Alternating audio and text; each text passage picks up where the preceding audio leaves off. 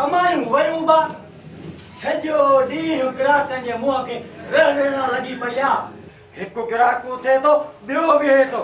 शाम जो जे हिसाब था कयूं अटे जा पैसा बि कोन था निकिरनि भा। उस्ताद शुक्र कर बाबा, शुक्र करे। अबा सखणे शुक्र सां पेट कोन भरबो। अबा तू अग में मुंहिंजी दाढ़ी ठाहे पोइ पंहिंजो पिटको कटाए। साईं मुंहिंजा इहा तुंहिंजे लाइ त महिनत कयां थो।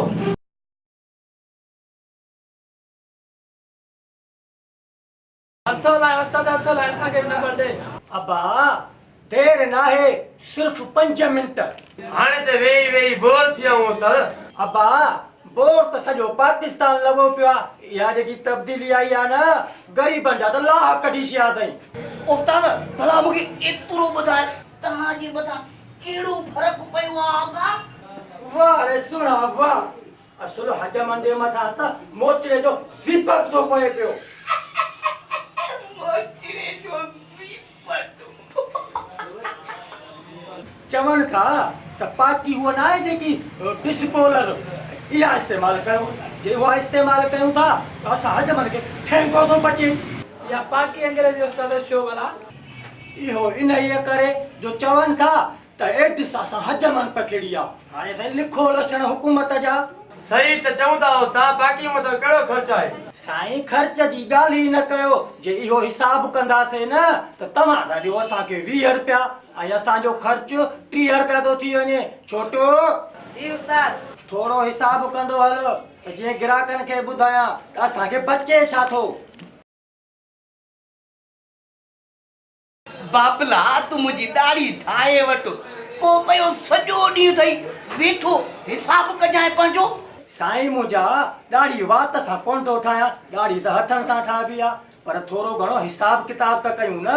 तूं हरू भरू नाराज़ थो थी। हजाम अमेरिका जो हुजे इटली जो हुजे जा दादू जो ॻियारी इहा ई हणंदो। आहे उस्ताद चिड़ी न वञे। छो चिड़ंदुसि बाबा? असां कावड़ कयूं ई कोन। जे कावड़ कयूं त असां वटि हिकिड़ो ग्राहक बि न ईंदो।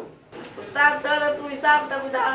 छोटो इहा जेकी डिस्पोजल पार्टी जेकी आहे पाकी जेकी चवनि था इहा घणे थी मिले? 10 रुपया। पोइ लिख 10 रुपया। छोटू इहा जेकी क्रीम आहे न ॿ दफ़ा हिननि जे मुंहं ते था मलियूं इहे बि 3 रुपया थींदा हूंदा। अञा मथे। मथे के छॾ तूं इहे 3 रुपया बि लॻाए त हिसाब में घणा थिया? 13 रुपया उस्ताद। ॾाढी लाहे था कयूं बसि त चवनि था थोरी फिटकी हण। इहे 3 रुपया बि चट। उस्ताद इहे 16 अची विया। अञा काथे थी ॻाल्हि? फिटकी ऐं पाणी हणी बसि था कयूं त वरी चवनि था थोरी क्रीम त हण। निभागनि जे घर में तेल ई न आहे। घरां गिह जी आङुर ॿोड़े मुंहं खे हणी हिते वरी चवंदई त क्रीम त हण। उस्ताद भला इहो मुखी आई छा? न बाबा तूं त मुंहिंजो सुरीलो ग्राहक आहीं। उस्ताद क्रीम खे मिलायोसीं त 19 रुपया अची विया। 19 रुपया ऐं ॾाढीअ जा घणा था मिलनि? 20 रुपया। अरे बचा घणा असांखे? उस्ताद 1 रुपयो। उस्ताद थोरो पाउंडर त हण भा।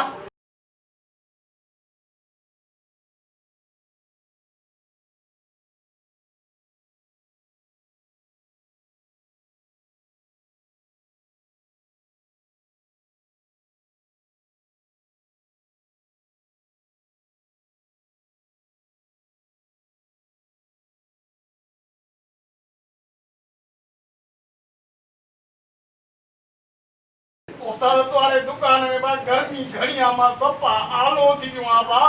छोटो इहो पाउंडर त हिसाब में कोन ॿधोसीं। त पोइ लॻायूं हिसाब उस्ताद। इहो पाउंडर त ॾाढो थो इस्तेमालु थिए।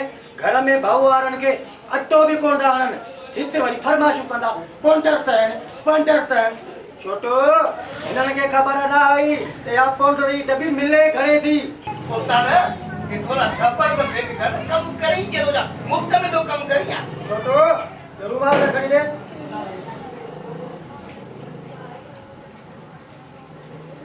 ताई ने को सच्चाई ना कम दे घर बाबा। उस्ताद दे खबर ॾाढो नहीं था कि पैसा तो करी। साईं मुंहिंजा तूं त अजायो तो नाराज़ थी। तूं त मुंहिंजो सुरीलो ग्राहक आहीं।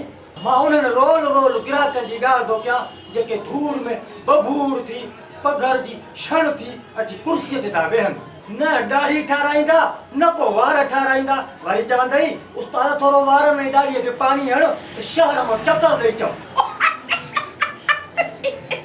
जंहिंजे बि भरिसां बीहूं था त निभागनि जे पघर जी अहिड़ी त थप थी अचे ॼण ढूंढ मारे बगल में खणी आया हुजनि दिलि त चए थी 32 उन्हनि खे टूनार में पाधर हणी पोइ हिते रवानो कजे पर छा कजे साईं असांजे रोज़ीअ जो मसइलो आहे साईं मज़दूर खे बि साईं साईं थो करिणो पए उस्ताद थोड़ा बगल त वारो कर देर थी साईं जन जी दाढ़ी ठाहे क्रीम पाणी हणी तयार था कयूं त वरी खमीस मथे करे चवंदी बगलनि जा निभागनि जा बगलनि जा वार मथे जे वारनि खां बि वॾा आहिनि अतुर अंबीर जी अहिड़ी ख़ुशबू जो असुल नकु ई सड़ी वेंदो एतिरी ख़िदमत घर में माई बि कान कंदी हूंदसि जेतिरी मूं कई थीमांसि कहिड़ी राइज़ त करे वियो अचु भा तूं वेह